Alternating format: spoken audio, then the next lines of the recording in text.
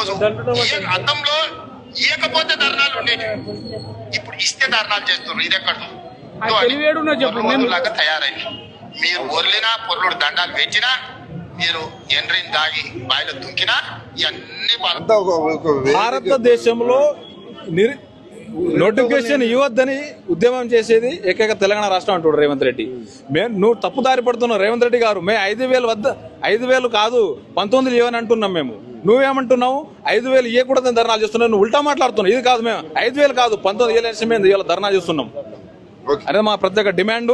30 లక్షల నిరుద్యోగుల తప్పున మా మనోభావం దెబ్బతీసినందుకు రేవంత్ రెడ్డి చాలా తీవ్రంగా ఖండిస్తా ఉన్నాం. తెలంగాణ 4 కోట్ల సమాజం విద్యార్థులు నిరుద్యోగులు గ్రామాల నుంచి మండలాల నుంచి అందరూ తరలి రావాల్సిందిగా కోరుతా ఉన్నాం.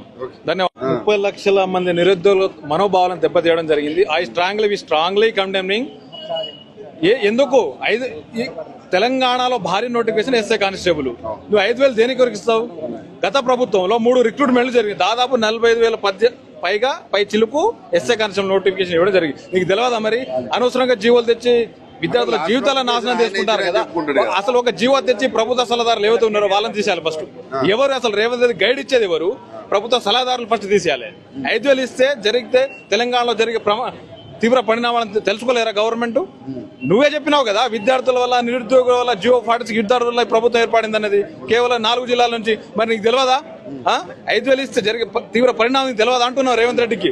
ఎంట్రీని తాగి బావిలో దూకండి. ఏం మాటలు ఇది? రాజ్యాంగం ఒక ముఖ్యమంత్రి వర్యులు మీ చేరుకి గౌరవిస్తాం. రాష్ట్రానికి మీరు బాసు కాబట్టి మీ చేరు గౌరవిస్తాం. మీరు ఎంట్రీ తాగండి బావిలో దూకండి ఇదేనా మాటలు మాట్లాడేది? రాజ్యాంగంలో అందరికి హక్కు లేవా? అందుకనే మీకు కేసు పెట్టడానికి సరూనగర్ తీసుకుపోతాం. మళ్ళీ పోలీసులు ఆపుతున్నారు. రాజ్యాంగం రేవంత్ రెడ్డి పైన బరాబర్ ఇస్తాం. రేవంత్ రెడ్డి మీద 30 లక్షల నిరుద్యోగుల మౌనభావం దెబ్బతీసిండు. ఎవరి తల్లిదండ్రులు సావమనిలే ఎక్కడో మారుమూల గ్రామాల నుంచి ప్రాంతాల నుండి గిరిజన ప్రాంతాల నుంచి ఇక్కడ చదువుకోవడానికి వస్తే హాస్టల్ ఫీజు కట్టుకొని స్టడీ హాల్ ఫీజు కట్టుకొని ఇన్స్టిట్యూట్ ఫీజులు కట్టుకొని నువ్వు ఎట్లా సావమంటావు? పేరెంట్స్ ఏమనట్లేరు, నువ్వు ఎట్లా అంటావు? నీకేం హక్కు?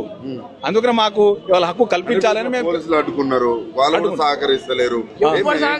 ఎవరు సహకరించడం లేదు.